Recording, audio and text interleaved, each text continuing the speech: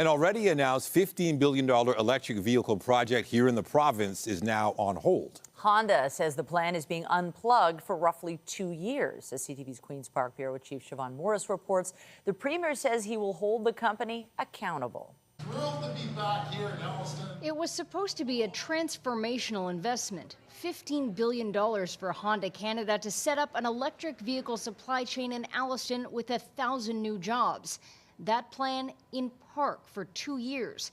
The company citing a slowdown in the EV market. They've promised us they're going to continue on with their expansion. They're going to keep that facility moving forward. Honda Canada insists the pause doesn't affect the 4,200 people working in Alliston now.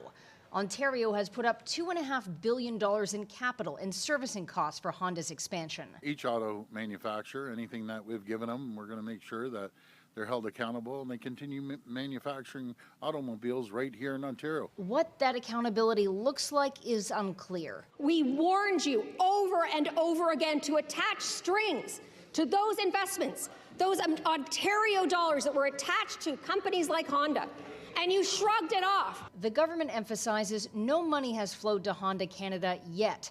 And while there's concern with the upheaval U.S. tariffs have created, we're going to build a competitive economy, and that's why Premier Ford's focused on working with the Prime Minister to land a deal with President Trump. But the opposition accuses the government of sitting out a fight. Where is Captain Canada? Has he already hung up his cape? Ontario has also promised billions in incentives to set up EV battery plants in Windsor and St. Thomas. Once you put all your eggs in one basket and then the market slumps, where are your protections? With demand for electric cars stuck, we may end up with battery plants that aren't particularly busy in the early phases, but ultimately are just fine. Opposition leaders are pressing the Premier to put driving an EV in closer reach by reinstating rebates, installing more chargers, and having the government buy electric for its own fleet. We would save government money and create the kind of demand incentives we need to increase